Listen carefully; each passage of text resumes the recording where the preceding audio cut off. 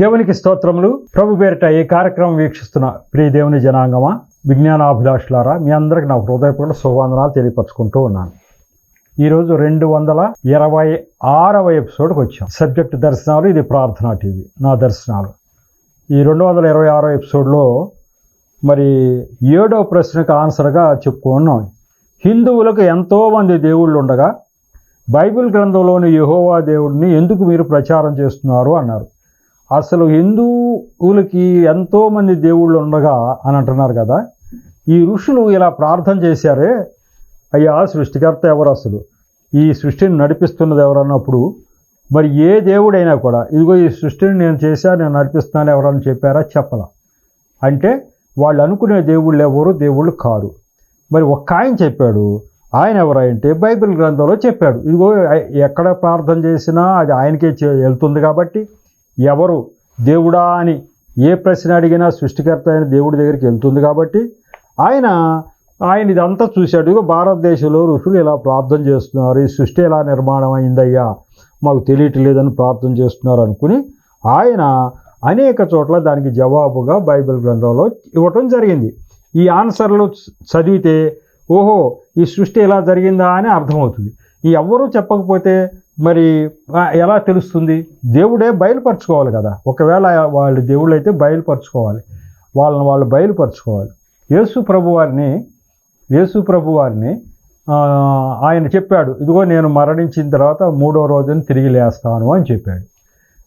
3వ రోజున తిరిగి లేస్తానని చెప్పినప్పుడు మళ్ళీ ఆయన లేస్తాడేమో, మళ్ళీ ఎట్లాగో లేస్తాడేమో అని చెప్పి వీళ్ళు ఏం చేశారంటే అక్కడ కాపలా వాళ్ళకి లంచం ఇచ్చి యేసు ప్రభు వారు లేచిన తర్వాత ఎవరో వచ్చి ఆయన్ని తీసుకెళ్ళిపోయారని అబద్ధం చెప్పబోయా అని చెప్పించారు అక్కడ. అంటే వాళ్ళు యేసు ప్రభు దేవుడు, ఆయన అన్నట్టుగా 3వ రోజున లేవటం ఆయన చేయలేడు, ఆయన దేవుడు కాదని చెప్పాలని వాళ్ళ ఉద్దేశం.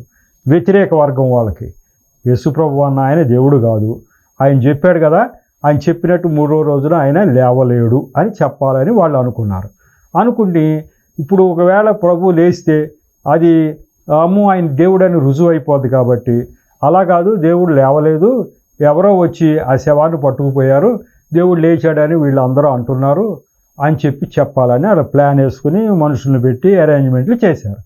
చేసినప్పుడు ఏమైంది? దేవుడు రుజువు చేసుకోవాలి, లేచింది నేనేనయ్యా,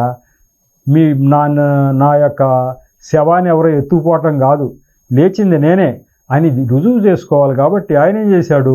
ఆయన ప్రత్యక్షమై 40 రోజులు ఆయనే ప్రత్యక్షమై ఇదిగో నేను చూసుకోండి, ఇప్పుడు వరకు మీరేమనుకుంటున్నారు, నేను లేవలేదని మీరు ఎవరినో నమ్మించాలనుకుంటున్నారు కదా, నేనే వచ్చి తిరుగుతున్నా అని చెప్పి 40 రోజులు అక్కడ వాళ్ళ మధ్యన తిరిగి ఏర్పరచబడిన వారందరికీ దేవుడు కనిపించాడు. ఆ రకంగా ఓహో ఎవడు మోసం చేయడానికి వీలు లేకుండా ఆయన సృష్టికర్త ఆయన రుజువు చేసుకున్నాడు.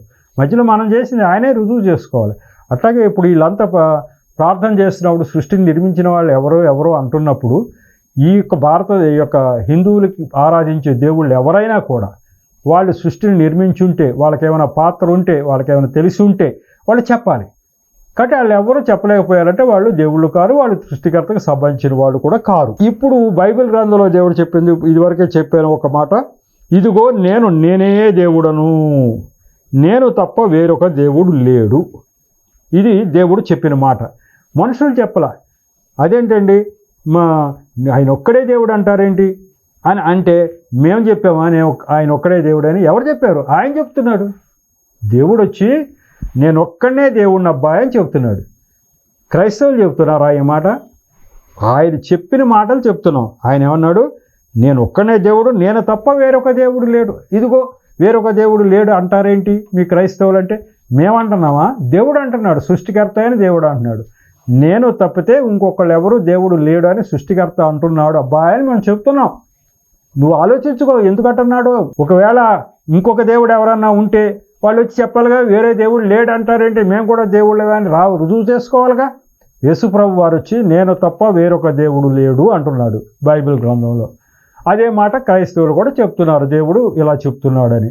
ఒకవేళ ఇంకొక దేవుడు ఉండే పక్షం అయితే ఇదేంటి అసలు మేము దేవుళ్ళమే కాదంటున్నారేంటి, మేము దేవుళ్ళు కాదని అంటున్నారేంటి, ఇదిగో మేము దేవుళ్ళమే అని ఎవరన్నా చెప్పారా? చెప్పగలిగిన వారు ఉన్నారా? ఎవరు లేరు. అదే రుజువు. ఇక మేము దేవుళ్ళు అని చెప్పగలిగిన వారు ఎవ్వరూ లేరు అని అంటే వాళ్ళు దేవుళ్ళు కారని రుజువు అయిపోయింది. కాబట్టి ఈ మనం క్రైస్తవులుగా ఒకళ్ళు చెప్పేది ఏమి లేదు. అసలు దేవుడే వచ్చి చెప్తున్నాడు, నేనే దేవుడను, నేను తప్ప వేరొక దేవుడు లేడు. మృత్యునందించువాడను బ్రతికించువాడను నేనే. చావాలన్నా బ్రతకాలన్నా కూడా నేనేనబ్బాయి కారణం. గాయపరచువాడను స్వస్థపరచువాడను నేనే. నీ గాయం తగిలినా స్వస్థపరచు నేనే. నా చేతిలో నుండి విడిపించువాడెవడను లేడు అని చెప్పి ద్వితీయోపదేశకాండం 32-39లో దేవుడు సాక్షాత్తు ఆయన ప్రవక్తల ద్వారా రాయించిన మాటలు. దేవుడు మాట్లాడే పద్ధతి ఏంటంటే ప్రవక్తల ద్వారా రాయించేస్తూ ఉంటాడు. ఇదిగో ఆయన మాట్లాడటం. ఇంకా యెషయా గ్రంథంలో మరి ఎప్పుడు రాసింది ఇవన్నీ మీకు చెప్పాలిగా. ద్వితీయోపదేశకాండం ఎప్పుడు ఏంటి కథ అనేది. ఈ ద్వితీయోపదేశకాండం మరి ప్రభువు కంటే ముందు 1500 సంవత్సరాల ముందు. ఆ తర్వాత యెషయా గ్రంథం 42:8. ఇది ఎప్పుడు రాసింది? ప్రభువు కంటే ముందు 740 సంవత్సరాల క్రితం. అక్కడ యెషయా గారి ద్వారా రాయించేస్తున్నాడు. యెహోవాను నేనే, ఇదే నా నామము, మరి ఎవనికి నా మహిమను నేను ఇచ్చువాడను కాను. నాకు రావలసిన స్తోత్రములు విగ్రహములకు చెందనీయను. అంతే. అందుకే చెప్తున్నాడు, ఎవరైనా సరే దేవుడు కాని దాన్ని దేవుడు అంటే నేను ఒప్పుకోను, నేను రోషము గల దేవుడిని అన్నాడు. అందుకే విగ్రహాలకు చెందనివ్వను అన్నాడు. నేను సృష్టికర్తను. ఎవడైనా సరే దేవుడు అని ప్రార్థన చేస్తే నాకే చేయాలి. నేను ఒక్కడనే దేవుడిని, ఇంకొక దేవుడు లేడు. లేనప్పుడు దేన్ని పడితే దాన్ని దేవుడు అంటే నేను ఒప్పుకోను అన్నాడు. అందుకనే నాకు రావలసిన స్తోత్రం ఇంకొకరికి చెందనివ్వనుగా అన్నాడు. ఇంకా ఏమంటున్నాడంటే నా మహిమ ఇంకెవరికి, ఇంకా కింద వాళ్ళు ఎవరైనా ఉన్నారు, ఆయన కిందే ఉన్నారులే వీళ్ళు కూడా అని మీరు అనుకుంటారేమో. నా మహిమ ఇంకెవ్వరికి నేను ఇవ్వలేదు. నేను ఒక్కడనే దేవుణ్ణి, ప్రార్థించేది మాత్రం నన్నే ప్రార్థించాలి అని చెప్పి చెప్తా ఉన్నాడు. యెషయా గ్రంథం 42:8. అదే యెషయా గ్రంథం 44:6 అంటాడు, ఇజ్రాయేల్ రాజు అని యెహోవా, వారి విమోచకుడు అయిన సైన్యములకు అధిపతికి యెహోవా ఎలాగూ సెలవిచ్చును, నేను మొదటి వాడను కడపటి వాడను, నేను తప్ప ఏ దేవుడును లేడు. ఇంత స్పష్టంగా చెప్తూ ఉంటే, ఇన్ని చోట్ల చెప్తా ఉంటే ఇంకొక దేవుడు ఉన్నాడు అంటారేంటి? ఇంకొక దేవుడు ఉండే ప్రశ్నే లేదు ఇక్కడ. మాకెంతమంది దేవుళ్ళు ఏంటి? అసలు ఎవరికి దేవుడు ఎక్కడో లేరు, ఈయన తప్ప ఇంకొక దేవుడు లేకపోతే మాకెంతమంది దేవుళ్ళు ఉండగా బైబిల్ గ్రంథంలో దేవుడు అంటారేంటి? ఆ బైబిల్ గ్రంథంలో దేవుడు కూడా దేవుడే, మీకు కూడా దేవుడు అనేది మీకు ఎందుకు గ్రహింపలేదు? నేనే దేవుణ్ణి అంటున్నాడు ఆయన. తర్వాత యెషయా 45:12 ఎంత క్లియర్గా చెప్తున్నాడు, భూమిని కలగజేసిన వాడను నేనే. ఇందాక ఋషి ప్రార్థన చేశాడు, ఈ భూమిని చేసినటువంటి విశ్వకర్మ ఎక్కడి నుంచుని భూమిని కలగజేసి ఉంటాడబ్బా అని రాశాడు ఆయన. విశ్వకర్మ అంటే సృష్టికర్త, భూమిని సృష్టించాలి కదా, ఆయన ఎక్కడి నుంచి ఉంటాడు అన్నాడు ఇందాక ఆ యొక్క ఋషి గారు రాసినటువంటి దాంట్లో. ఇప్పుడు చెబుతున్నాడు ఎక్కడి నుంచి ఉంటాం కాదయ్యా, ఇదిగో ఇట్లా చేశా. భూమిని కలగజేసిన వాడును నేనే, దాని మీదనున్న నరులను నేనే సృజించి తిని, నా చేతులు ఆకాశములను విశాలపరచెను, వాటి సర్వ సమూహమునకు నేను ఆజ్ఞ ఇచ్చి తిని. నేను ఆజ్ఞ ఇస్తే మొత్తం అంతా ఎన్నో కోటాను కోట్ల నక్షత్రాలు అవన్నీ ఉంటాయి కదా, అవన్నిటిని నేనే సృష్టించే వాటికి ఆజ్ఞ ఇచ్చి అన్నీ తిరుగుతూ ఉంటాయి పైన. దేని కక్షలో అది సూర్యుడు చంద్రుడు నక్షత్రాలు అన్నీ తిరుగుతూ ఉంటాయి. వాటికి తిరగటానికి కారణం ఏంటబ్బా అని ఋషులు ఆలోచించుకుని ఉంటారు. ఇదేంటి క్రమం తప్పకుండా సూర్యుడు ఇటు వెళ్తున్నాడు, అటు వస్తుంది ఇటు వస్తుంది, ఇవన్నీ తిరగటానికి కారణం ఏంటి అని ఋషులు ఆలోచించుకుని చెప్తున్నాడు. అవన్నీ తిరగటానికి ఏంటంటే నేను ఆజ్ఞ ఇచ్చి తిని వాటికి, నేను సృష్టికర్తను నిర్మించి నేను ఆజ్ఞ ఇచ్చానని కూడా చెప్తున్నాడు. అంటే నా ఆజ్ఞ మేరకే ఇదంతా జరుగుతుంది అని. యెషయా 45:12 అయిపోయింది. యెషయా గ్రంథం 45:22-23 అంటున్నాడు, భూదిగంతముల నివాసులారా నా వైపు చూచి రక్షణ పొందుడి, దేవుడును నేనే, మరి ఏ దేవుడును లేడు. ఇన్నిసార్లు చెప్తున్నానండి వేరే దేవుడు లేడు అని. దేవుడును నేను, ఇంకో దేవుడు లేడు. ఇప్పుడు దేవుడిని చాలామంది అనుకుంటారు, దేవుడు నేనని చెప్తే సరిపోదు కదండి, మళ్ళీ వేరే దేవుడు లేడు అంటే మేమేం కదయ్యా చెప్పేది ఆ మాట. దేవుడు చెబుతున్నాడు, మాకేం పని లేకపోతే. దేవుడు అంటున్నాడు నేను దేవుడిని అని వదిలేట్లా, ఇంకా ఏ దేవుడు కూడా లేడు అనే పదం కూడా ఆయనే చెప్తున్నాడు. నేను దేవుణ్ణి, ఇంకో దేవుడు లేడు. నా ఎదుట ప్రతి మోకాలు వంగుననియు, ప్రతి నాలుకయు నా తోడని ప్రమాణము చేయుననియు నేను నా పేరట ప్రమాణము చేసి ఉన్నాను. నీతి గల నా నోటి మాట బయలుదేరి ఉన్నది, అది వ్యర్థము కానేరదు. ఇలా చెప్తున్నాడు, నేను ఒక్కడే భూదిగంతంలో నివాసులారా అని అంటూ భారతదేశం అని వేరేగా ఉందా? భూమి మీద ఈ చివరి నుంచి ఆ చివరకు అన్ని దేశాల నివాసులు నా వైపు చూసి రక్షణ పొందాల్సిందే తప్ప నా వైపు చూడకుండా మీరు రక్షణ పొందే అవకాశమే లేదు. ఏ దేశం వాళ్ళైనా సరే. ఇంకో దేవుడు లేడు. నా ఎదురు ప్రతి మోకాలు వంగును అనే మాట చెప్పాడే. ఇది ఎక్కడుందండి? మరి అందరూ ప్రభుని అంగీకరించడం ఇక్కడ అంగీకరించడం కాదండి. ఆయన దగ్గర ప్రతి మోకాలు వంగటం అంటే చచ్చిపోయిన తర్వాత ఆత్మను నరకానికి పంపించేది ఆయనే, పరలోకానికి పంపించేది ఆయనే. అక్కడ వంగుతుంది మోకాలు.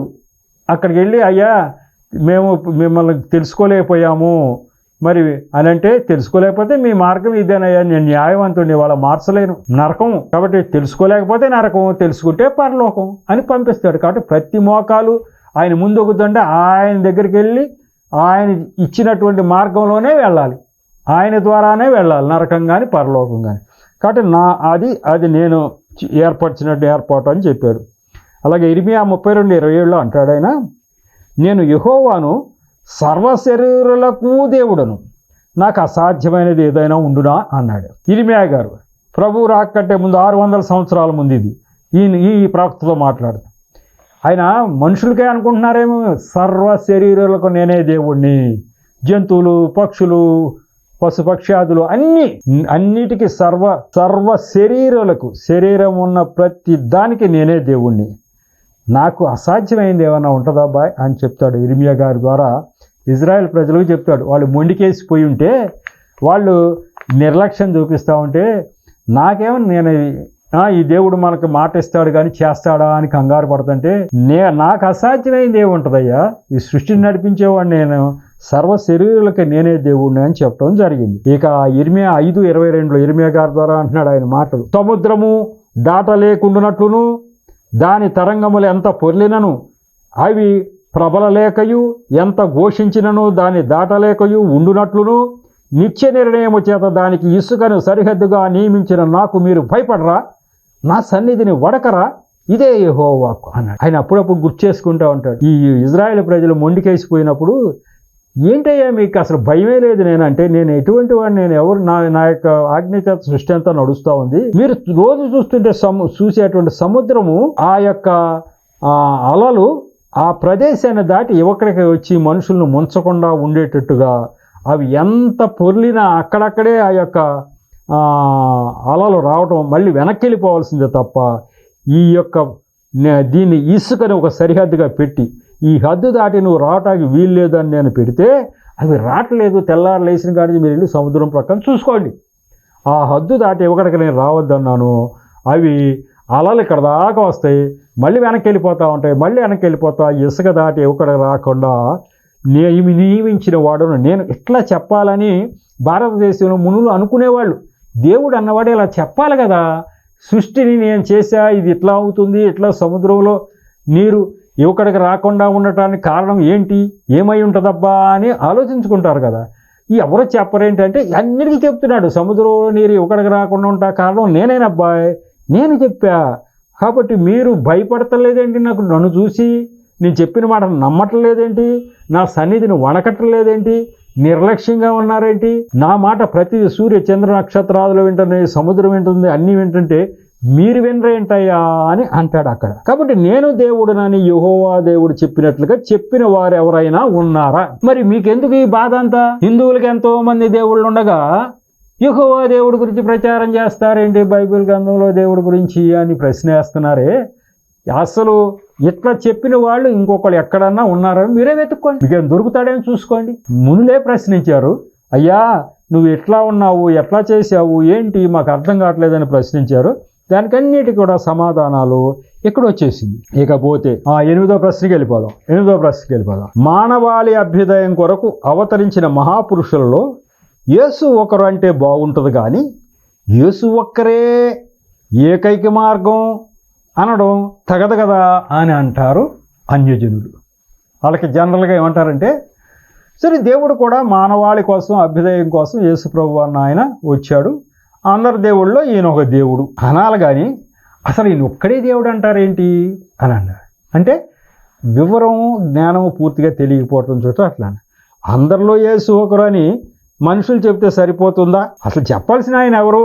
దేవుడు చెప్పాలి. నేను అందరు దేవుళ్ళలో ఒకడిని అని చెప్పాలంటే ఎవరు చెప్పాలి? ఆయన చెప్పాలి. లేదు అందరు దేవుళ్ళు అసలు దేవుళ్ళే కాదు, నేను ఒక్కనే దేవుడిని అంటే ఎవరు చెప్పాలి? ఆయనే చెప్పాలి. మనం చెప్తే సరిపోద్దా? కాబట్టి ఆయనే చెప్పుకుంటున్నాడు, నేను ఒక్కనే దేవుని, వేరే దేవుడు లేడు అని చెప్పేసి. ఇక ఆయన ఏం అట్లా ఎప్పుడు చెప్పాడు, ఎక్కడ చెప్పాడండి అని మనం అనుకుంటే దానికి ఒక 2-3 వచనాలు చెప్పుకుని మనం స్కిప్ అయిపోయి తర్వాత దీనికి వెళ్ళిపోదాం. ఆయన చెప్పాడు, ఆయన చాలా చాలా చెప్పాడు. ఆ చెప్పినవే మనం చూద్దాం. కొన్ని చూస్తే మనకి అర్థమవుతుంది.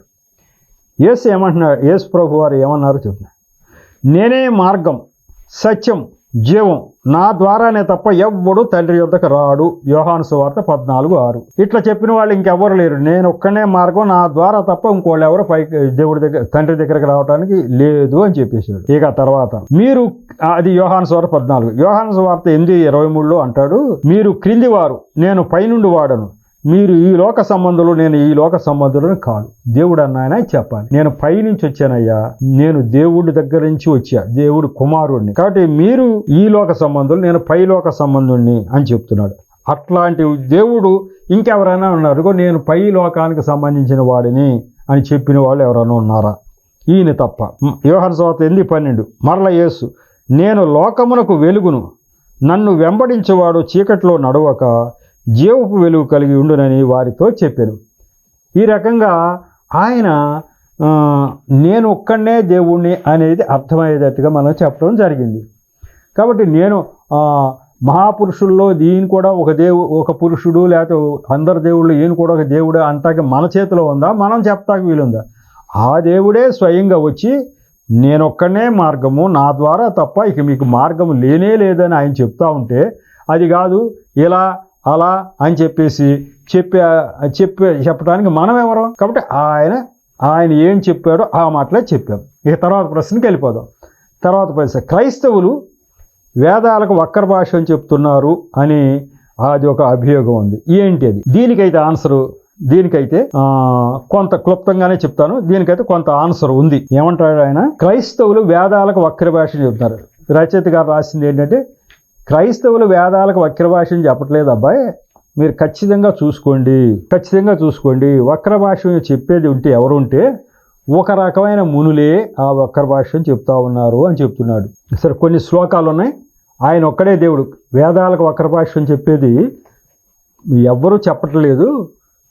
మీరు ఋషుల్లోనే అసలు దేవుడు అన్న ఆయన, ఆ యొక్క సత్యస్వరూపుడైన దేవుడు ఎవరో కరెక్ట్గా తెలుసుకుని చెప్పిన వాళ్ళు కొంతమంది, అది కాక దేని పడితే దాని దేవుళ్ళు అని చెప్పిన వాళ్ళు ఉన్నారు అని చెప్తా ఉన్నాడు. మరి ఒక శ్లోకం చూసుకుందాం. ఎవని మహిమ ద్వారా హిమగిరులు నిలబడి ఉన్నాయో, మహాసముద్రములు, నదులు, జలరాశులు ఎవని సంపదయ్యి ఉన్నాయో, ఆకాశంలోని నక్షత్ర రాశులు ఎవని వల్ల కలిగినవో, 2 బాహువులు ఎవని స్వంతమో, ఆయనను తప్ప ఇంకే దేవుడిని మేము హవ్యాలతో సేవిస్తాము అని ఋగ్వేదంలో ముని అంటున్నాడు. ఎవరిని ప్రార్థించాలి, ఎవరిని మేము ప్రార్థించాలంటే ఎవరి యొక్క మహిమతో ఈ యొక్క ప్రపంచం అంతా జరుగుతుందో వాళ్ళనే మేము ప్రార్థించాలన్నారు. అట్లా కాని వాళ్ళని ప్రార్థించేవాళ్ళు వాళ్ళు తప్పు చేసినట్టు.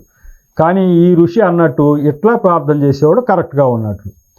తర్వాత, ఎవని ద్వారా ఆకాశము విశాలపరచబడిందో, ఎవని ద్వారా భూమి స్థిరముగా నిలబడి ఉందో, ఎవని ద్వారా పరలోకము నక్షత్ర మండలము నిలబడిందో, ఎవడు ఆకాశములోని నీటిని కొలవగలడో, ఆయనను తప్ప ఇంకే దేవుడిని మేము హవ్యాలతో సేవిస్తాం. ఆయన తప్ప ఇంకెవ్వరిని సేవించకూడదని అంటున్నాడు. కానీ తెల్లారేస్తే సేవించేది మన యొక్క భారతదేశంలో అటువంటి దేవుడినేనా? అటువంటి సృష్టికర్తను మనం ఆరాధిస్తున్నామా? లేదు. కాబట్టి మునులు ఇట్లాంటి దేవుణ్ణే ఆరాధించాలని ఒక రకం మునులు రాశారు. అలాగే ఎవడు భూమిని ఆకాశమును స్థాపించి సంరక్షిస్తున్నాడు, ఎవని ద్వారా అవి ప్రకాశవంతంగా వెలుగుచున్నవు, ఎవని ద్వారా ఉదయబానుడు ప్రకాశిస్తున్నాడు, ఆయనను తప్ప ఇంకే దేవుడిని మేము హవ్యాలతో సేవిస్తాం. ఇటువంటి వారిని కాక ఇంకెవరిని మేము ఎవరిని పూజించడానికి వీల్లేదు అంటున్నాడు. అలాగే ఇంకో శ్లోకం, అగాధ జలములు విశ్వమును ఆవరించి ఉన్నప్పుడు జీవాధారమైన ఆత్మ ఆ జలములపై ఆవరించి ఉండేను. ఆ జీవమూలమైన ఆత్మ వెలుగును కలగజేసాను. ఆయన వలననే దేవతలను ఉత్పన్నమైనవి, ఆయనను తప్ప ఇంకే దేవుడు మేము హవ్యాలతో సేవిస్తాము అంటున్నాడు. ఇలా చెప్పినటువంటి దేవుడు అందరికీ దేవుడే కదా. ఈ దేవుడు హిందువులకే దేవుడా? ఈ ఋషులు చెప్పినటువంటి దేవుడు ఈ ప్రపంచానంతటినీ పరిపాలించే దేవుడు అంతే తప్ప భారతదేశంలో ఉన్నటువంటి దేవుళ్ళకి సంబంధించిన వాళ్ళ కాదు కదా. కాబట్టి ఇది తెలుసుకోకుండా దేన్ని పడితే దాన్ని దేవుడు అనేవాళ్ళే వాళ్ళు వక్ర భాషను చెప్తా ఉన్నారు అని చెప్తా ఉన్నారు. కాబట్టి ఈ యొక్క దీని ప్రకారం కూడా ఈ యొక్క ఋషులకు చూపించినటువంటి దర్శనాల ద్వారా అసలు దేవుడు ఎవరో మనకు అర్థమవుతా ఉంది. ఈ తర్వాత 10వ ప్రశ్నకి వెళ్ళిపోదాం. 10వ ప్రశ్న, క్రైస్తవులు వేదాలను విమర్శిస్తున్నారు అని. అది తప్పబ్బాయి. క్రైస్తవులు ఎప్పుడు కూడా వేదాలను విమర్శించడం కాదు, ఋషులే ఒకరొకరు విమర్శించుకున్నారు. అంతెందుకు మహాభారతంలో కూడా ఆ వేదాల గురించి ఏముందో చూడండి అని రాశాడు. మహాభారతంలో కూడా వేదాల గురించి ఈ మాటలు రాసి ఉన్నాయి, మరి అది కూడా మీరు చూడవచ్చు అని అన్నాడు. దానికి ఆన్సర్, క్రైస్తవులు వేదాలను విమర్శిస్తున్నారంటే దానికి మరి రచయిత గారు చెప్తున్నారు, వేద ఋషులు 2 వర్గాలు, కొందరు సృష్టికర్తను ఎరిగిన వారు, మరికొందరు సృష్టికర్తను ఎరగని వారు. ఈ 2 వర్గాలు ఒకరితో ఒకరు విభేదిస్తుంటారు. ఆ యొక్క విభేదం అనేది ఎట్లా ఉందో చూడండి అంటున్నాడు. మహాభారతం వనపర్వం 313, 117లో చెప్తా ఉన్నాడు. తర్కము స్థిరమైనది కాదు, వేద వచనాలు ఒకదానితో ఒకటి విభేదించుతున్నవి. వేదాలు కొంతమంది ఋషులు ఇలా రాస్తున్నారు, కొంతమంది ఋషులు ఇంకో రకంగా రాస్తున్నారు. ఏ ఋషి చెప్పిన అభిప్రాయం కూడా ప్రమాణంగా తీసుకోలేము. ధర్మమును గూర్చిన సత్యము కనబడని గుహలలో పడవేయబడి ఉన్నది. ధర్మమును గూర్చిన సత్యము కనబడని గుహలలో పడవేయబడి ఉన్నది. మహోన్నత వ్యక్తులు నడిచిన మార్గమే మోక్ష మార్గం అని మహాభారతంలో అన్నాడు. వేదాల్లో ఒక ఋషి అట్లా చెప్పాడు, ఇంకోటి ఎట్లా చెప్పాడు, దేన్ని నమ్మాలో మాకు ఏం తెలియటం లేదు. కాబట్టి ఇది వరకు ఉన్నటువంటి పెద్ద మనుషులు ఎలా నడిచారో అట్లాగే నడవాలి అని చెప్పి చెప్తా ఉన్నాడట ఆయన. కాబట్టి ఈ రకమైనటువంటి తర్కం ఉంది. ఈ యొక్క ఒకళ్ళు విమర్శించుకునేది ఇక్కడే ఉంది. భారతంలోనే చెప్తున్నాడు, ఋషులు ఒకళ్ళు ఎలా చెప్తే ఒకళ్ళు అలా చెప్తున్నారు, అబ్బాయి మనం ఏం చేయాలో అర్థం కావట్లేదు అని చెప్పి రాశారు. అంటే ఋషులు ఒకళ్ళనొకళ్ళు విమర్శించుకున్నారు, వీడు చేసిన తప్పు వాళ్ళు చేసిన రైట్ అని చెప్పి ఒకళ్ళనొకళ్ళు విమర్శించుకున్నారు. కానీ క్రైస్తవులు ఎవరు విమర్శించలేదు. విమర్శించేది ఎవరు? వేద ఋషులు అందరూ ఒకే భక్తి, ఒకే శక్తి, ఒక జ్ఞానం కలవారు కాదు. కొందరికి ఒక రకమైన జ్ఞానం ఉంది, కొందరికి ఒక రకమైన జ్ఞానం ఉంది. వాళ్ళు ఒకరిని ఒకరు విమర్శించుకున్నారు అని ఆ నెపాన్ని తీసుకొచ్చి క్రైస్తవుల మీద వేయకూడదు అని చెప్తా ఉన్నారు. మరి దీని ఇందాక చెప్పాను నేను, దీని అంతటి మీద అసలు ఎందుకు ఇంత వివరణ ఇస్తున్నారు అని అంటే దేవుడే చెప్తున్నాడు హేతుబద్ధంగా చెప్పండి. 10 ప్రశ్నలు అయినాయి ఇప్పటికి. సరే, 11వ ప్రశ్న చాలా పెద్దది, దాన్ని వచ్చే ఎపిసోడ్ తీసుకెళ్తా. ఒక బైబిల్ గ్రంథంలోంచి ఒక్క మాట తీసుకోవాలి అనుకుంటున్నా. ఒక్క మాట ఏంటంటే, దేవుడు కూడా మనకు ఆదేశించినటువంటి మాట ఏంటంటే, వాళ్ళకి అర్థమయ్యేటట్టుగా మనం చెప్పాలనే పూచి మనమే పెట్టాడు. 1 పేతురు 3వ అధ్యాయం 16-17 వచనాలు చదివి ఎక్స్ప్లెయిన్ చేస్తాను. ఎందుకు ఇంత కష్టపడి ఎక్స్ప్లెయిన్ చేస్తున్నామంటే దేవుడే చెప్తున్నాడు. 1 పేతురులో అది ఒకటి చూసేస్తే మనకి దేవుడు ఏం చెప్పాడో తెలుస్తుంది. దాని ప్రకారం మనం ఎక్స్ప్లెయిన్ చేయాల్సిన బాధ్యత మన మీద పెట్టాడు దేవుడు. అప్పుడే పెట్టాడు, మళ్ళీ ఇప్పుడు నా దర్శనంలో కూడా పెట్టాడు నా మీద. అందుకోసం ఖచ్చితంగా దాన్ని పాటించి తీరాలి. 1 పేతురు 3:16-17 వచనాలు చదివేసి ఎక్స్ప్లెయిన్ చేస్తా. నిర్మలమైన మనస్సాక్షి కలిగిన వారి మీలో ఉన్న నిరీక్షణను గురించి మిమ్మల్ని హేతువడుగు ప్రతి వానికిని సాత్వికముతోను భయముతోను సమాధానము చెప్పుటకు ఎల్లప్పుడూ సిద్ధముగా ఉండి మీ హృదయముల యందు క్రీస్తును ప్రభువుగా ప్రతిష్ఠించుడి. అప్పుడు మీరు దేని విషయమై దుర్మార్గులను దూషింపబడుదురో దాని విషయమై క్రీస్తునన్న మీ సత్ప్రవర్తన మీద అపనింది వేయవారు సిగ్గుపడుదురు. దేవుని చిత్తమాలాగున్న కీడు చేసి శ్రమపడు కంటే మేలు చేసి శ్రమపడు బహుమంచిది అన్నాడు. మీకు కష్టం వచ్చింది, సుఖం వచ్చిందని ఆలోచించవద్దు. మీరు నిర్మలమైన మనక్ష సాక్షి కలిగి ఎన్నో రకాల పిచ్చి ప్రశ్నలు ఎంతోమంది అడుగుతారు. ఈ పిచ్చి ప్రశ్నలను వేయటం, మేము సమాధానం చెప్పటం అని నువ్వు అంటానికి వీల్లేదు. కాబట్టి మేము హేతు అడుగు ప్రతి వానికి సాత్వికంతో భయముతో సమాధానం చెప్పడానికి ఎల్లప్పుడూ సిద్ధంగా ఉండి మీరు ఈ పని చెయ్యండి అంటున్నాడు. అంటే వాళ్ళు ఒకవేళ దూషిస్తున్నారు, అట్లా చేస్తున్నారు, ఇట్లా చేస్తున్నారంటే అట్లా చేసినప్పటికీ చేయమన్నాడు. ఎందుకంటే దేవుని చిత్తం అట్లా ఉంది, వాళ్ళతో నువ్వు పడాలని కానీ ఉంటే నువ్వు పడటమే మంచిది. దేవుని చిత్తం అలాగున్న కీడు చేసి శ్రమ పడటం కంటే మేలు చేసి శ్రమ పడటం బహు మంచిది. వాడు మన కీడు చేశాడు, వాడికి మళ్ళీ కీడు చేయకుండా మేలు చేద్దాం, మనకు శ్రమ వస్తే భరిద్దాం, అది చాలా మంచిది. కాబట్టి హేతువు అడుగు ప్రతివాడు అడ్డదిడ్డమైన ప్రశ్నలు వేసే ప్రతి వాళ్ళకి కూడా మీరు నిర్మలమైన మనస్సాక్షి కలిగి ఖచ్చితంగా మీరు సమాధానం చెప్పాలి అనేది ఆ యొక్క పేతురు గారు రాసినటువంటి పత్రికలో చెప్పారు. అదే విషయం ఈరోజు నాకు దర్శనంలో చూపించారు. వాళ్ళకి ఖచ్చితంగా నువ్వు సందేహాలన్నీ తీర్చాల్సిందే అని చెప్పడం జరిగింది. బైబిల్ గ్రంథంలో వాక్యం అలాగే ఉంది, ఈరోజు దర్శనం అలాగే ఉంది. అందుకే ఇంత వివరణగా వెళ్తున్నా. ఇప్పటికి 10 ప్రశ్నలు అయినాయి, ఇంకా 7 ప్రశ్నలు ఉన్నాయి. ఈ 7 ప్రశ్నలు తర్వాత ఎపిసోడ్ నుంచి కంటిన్యూ చేసి ఎంతైనా వెళ్ళనే కాక ఉన్నదంతా మీకు వివరంగా వివరించడానికి కారణం ఏంటంటే ఈ బైబిల్ యొక్క వాక్యం. ఇంతటితో ఈ ఎపిసోడ్ ముగించుకుందాం. మరి చిన్న దేవుడి యొక్క మాటలు దీవించును కాక చిన్న ప్రార్థన చేసి ముగిస్తా. కృపగల దేవా, మహాపరిశుద్ధుడా, ప్రేమగల తండ్రి, ప్రభువా మీకు వందనాలు స్తోత్రాలు తండ్రి. ఈరోజు ఈ 226 ఎపిసోడ్ను కూడా తగిన నడిపించారు, నన్ను మరుగుపరిచారు, నా నోటి ద్వారా మాట్లాడారు.